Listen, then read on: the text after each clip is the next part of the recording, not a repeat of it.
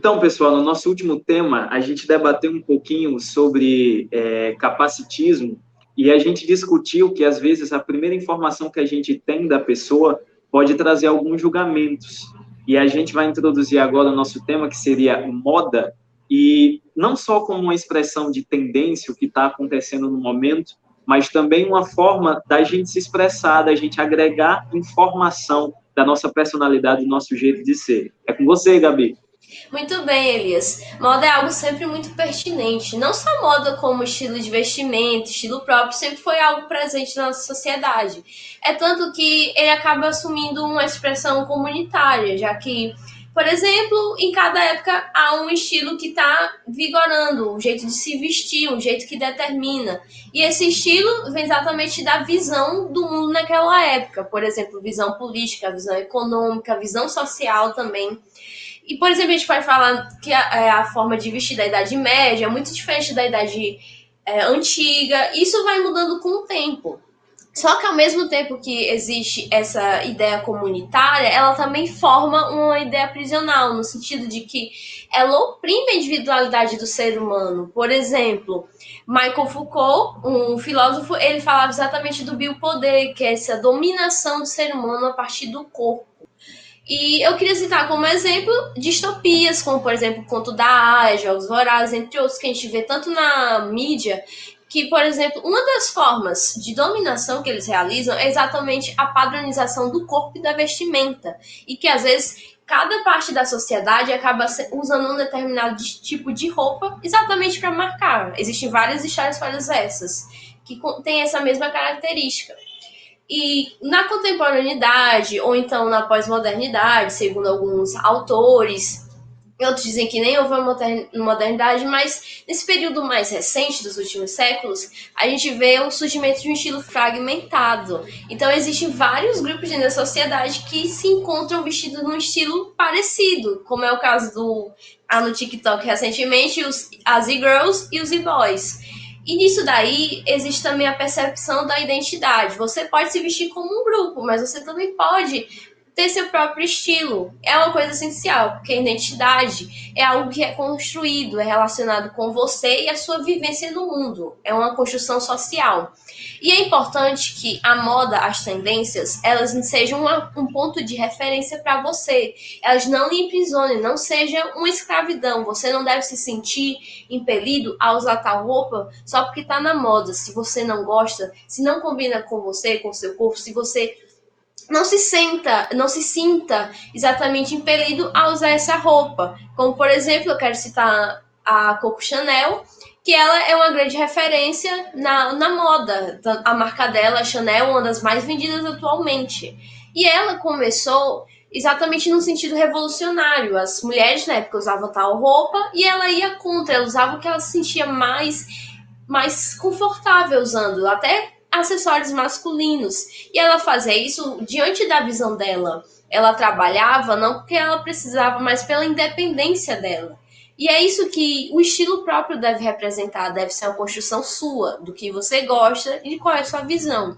E vocês, galera? O que vocês já acham sobre isso? Gabi, na sua fala, você falava sobre uma espécie de prisão, e esse estado hoje a gente constata pela influência que é dita pela moda. A moda hoje não é uma expressão do nosso indivíduo, da nossa personalidade, como você bem disse. A gente, às vezes, não pode escolher a forma da gente se vestir, porque existe uma espécie de padrão que é imposto, e isso, historicamente, já é um exemplo de controle. Hoje, citar até um exemplo de que o pessoal da periferia hoje rouba para tentar, acaba cometendo delitos, para comprar uma roupa de marca, para poder entrar num padrão que ele se sente marginalizado. Inclusive, um exemplo que uma conhecida minha me deu, foi que, para justificar o roubo, o infrator dizia que era a única forma, ele cometia o delito para comprar um sapato de marca, e era a única forma dele entrar no shopping sem ser parado por ser negro, por ser um padrão que hoje em dia, infelizmente, a gente recebe uma influência negativa por causa disso. E essa influência é considerada uma espécie de prisão, sim, e demonstram um controle, como você bem falou. Então, gente, como já foi falado, a moda, a questão das roupas, ela nasceu a partir do momento em que precisou surgir a proteção contra o frio e para esconder também a nudez. Mas eu acredito que depois de tantos anos, de tantos momentos, hoje ela se tornou uma forma de revolução para muitas pessoas.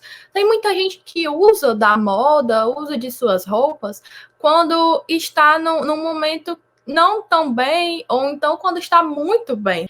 E aquilo é uma forma de mostrar como a pessoa está, de externar um sentimento. A gente vê quantos e quantos estilos existem no mundo, e mesmo assim, ainda hoje, com todos esses estilos diferentes, existem também os padrões, que com certeza devem ser quebrados a partir do momento em que a gente tem o nosso estilo, o nosso próprio direito de escolha.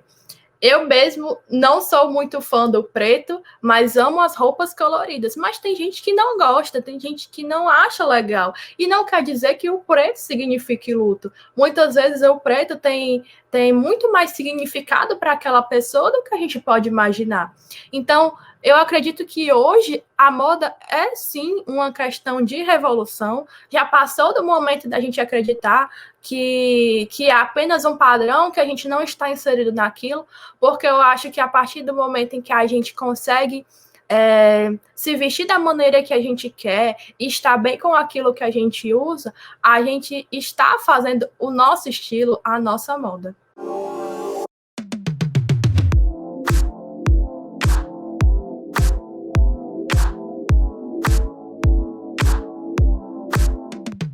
E mudando a pauta, vamos prestigiar a Rede do Saber, feito pela casa de Vovó Dedé. Vamos conferir.